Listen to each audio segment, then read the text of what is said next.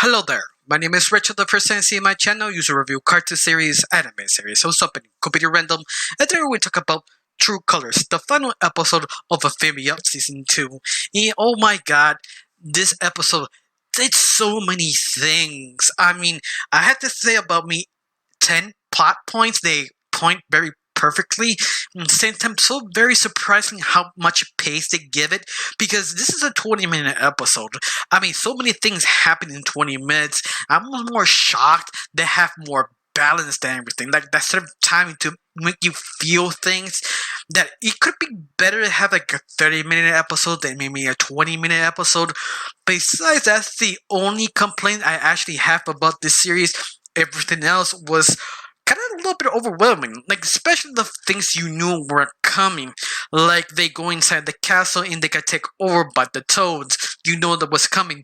King Andrew's betrayal, understanding, well, he was using all the girls to get all this power. Sasha portrayal of all her friends, using them to take over the castle and taking a battle with Fran. That's sort of, I need this to take over because it's the only place I actually have power kind of talk kind of thing that kind of blew me away. Once more, this was 20 minutes. That's a total of 8 minutes of part of the episode. They just shoved in so many things. But the two things make this episode so great is about Marcy, the one who started it all, the one who basically portrayed the trio at the very beginning because she didn't want to leave a different town because she about to move. By desperation, she find out about this magic box and use it, but once more, she was sort of delusional. She didn't believe it actually could work, but sort of something to help her kind of calm down. But she never thought they actually could work. But at the end, that's sort of kind of a bad excuse because you did something kind of horrible to your friends. Also, kind of lying to yourself because you don't want to deal with the truth. That kind of messed up in a way. But I think the key thing of everything is what Anne became Super Saiyan Blue. Her transformation, her out of the left field, no one was expecting because no one really know what this magic power each girl actually has, which this stone come out and the power her hatred just blow up. Like you don't know what was this power. What was it? Just pure hatred? What element it was?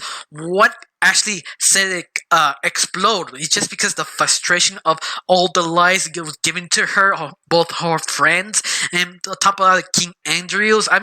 What was it? Just hatred? And that is sort of interesting because we really don't know what this power really is. She just super fast, it could be super strong, but what else can you use with this power? What's the point to this power? Just to take over land, take over countries. I feel this box of pure magic could also influence to save or fix different things. But once more, the show never explained what was this magic thing is and what is built for the very beginning.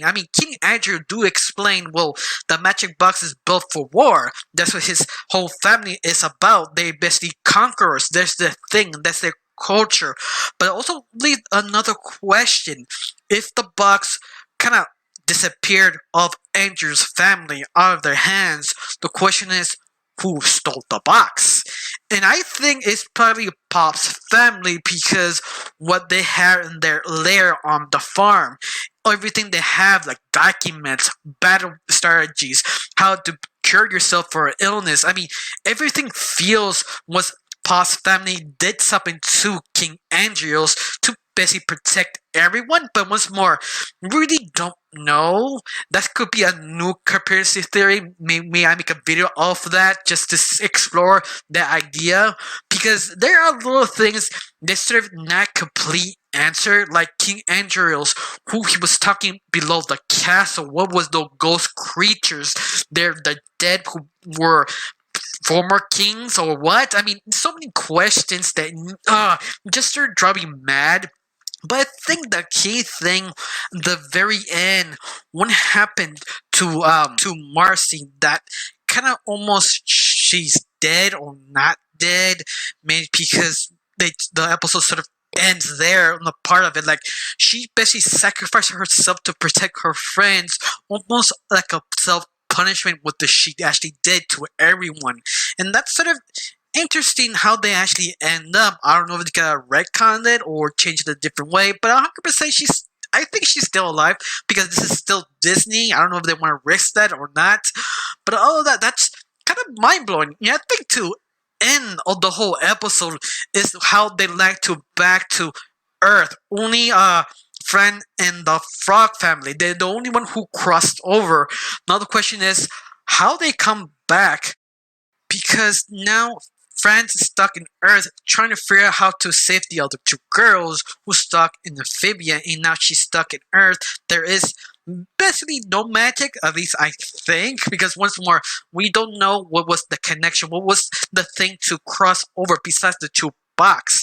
I mean, the two box need to recharge with magic or not magic, if you use electricity or what.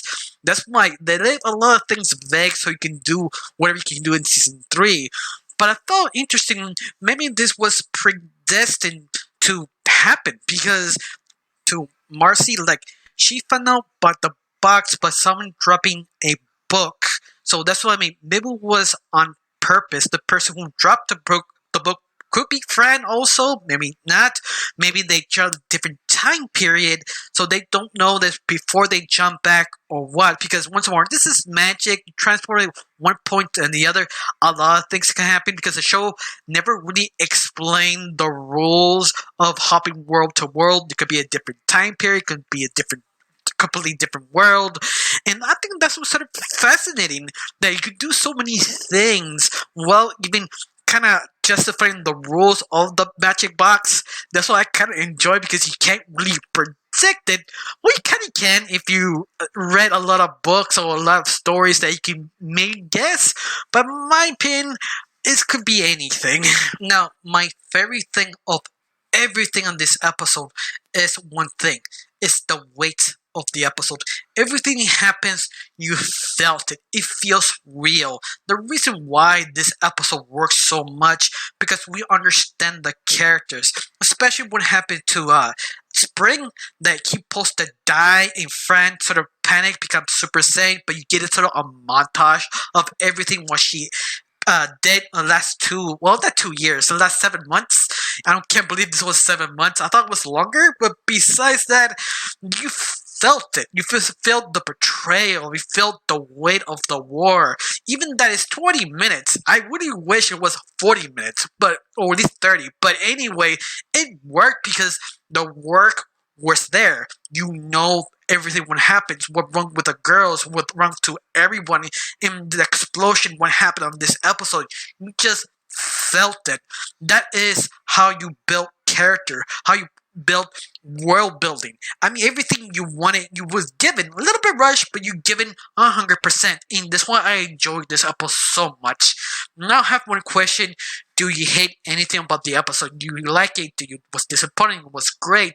Tell me down below. Let me know. I got really nothing else to say. Just maybe one thing. If you want to see my season 2 review, it's on my channel. I'll probably link it right now or one on the end of the video, whichever comes first. I got really nothing else to say. Just thanks for watching. Don't forget to subscribe and have a wonderful day.